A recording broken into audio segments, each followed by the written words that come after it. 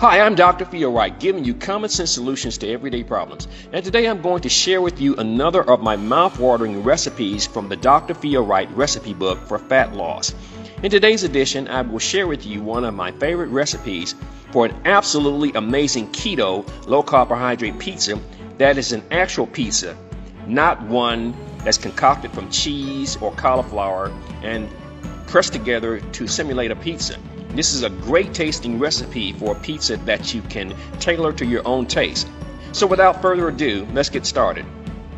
Since this is an actual pizza with a pizza dough crust, you will ask, how is it a low-carb pizza? Well, to begin, you will need to start with a low-carb flour. LC Foods provides a low-carbohydrate flour, and it's one we're going to use as the base for our pizza and calzones, if you choose to do something like that. In fact, that's the name of it, pizza and calzone flour. Now, this recipe will work with any kind of low-carb flour, such as Carb Quick, but I prefer LC Foods brand because it's devoid of soy. Now, this is something I'll cover on another Dr. FeelRight edition, and we'll discuss soy, but for now, we'll leave that for the later discussion.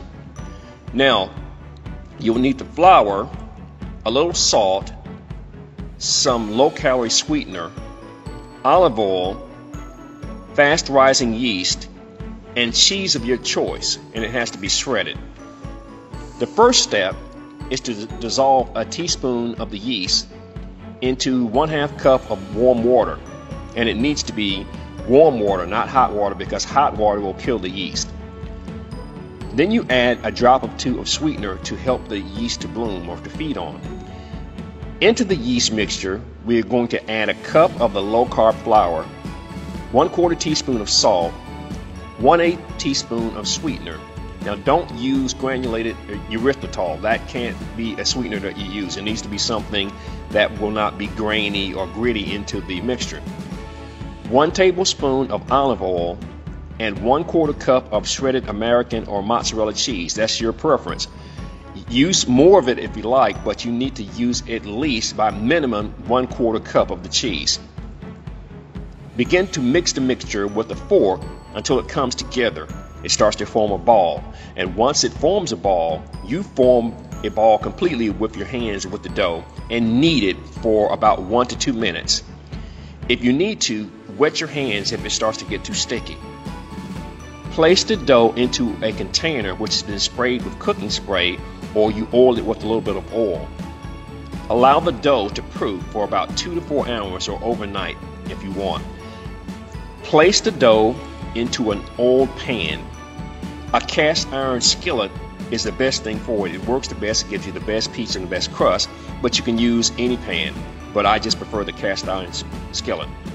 Spread the dough out into a crust.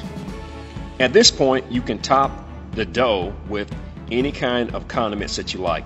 You start with the sauce, and then you can vary the sauce into which kind of sauce you want. You can have an Alfredo sauce if you want an Alfredo type pizza, or that's to your preference. But you start with the sauce, and you top the sauce with Parmesan cheese and mozzarella.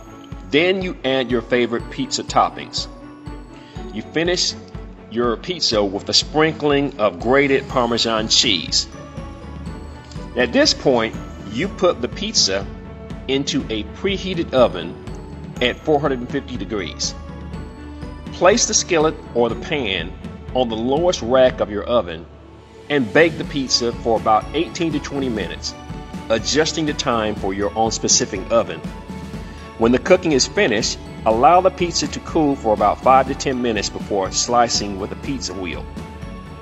And there you have it, my amazing pizza recipe that is both delicious and low carb. When you can eat half of a pizza and it have 8 to 11 grams of carbohydrate, then real pizza is back on our keto low carb menu. I'm Dr. FeelRight. Thanks for watching and bon appetit. Hey, I think I may have a slice of pizza right now. Have a good day.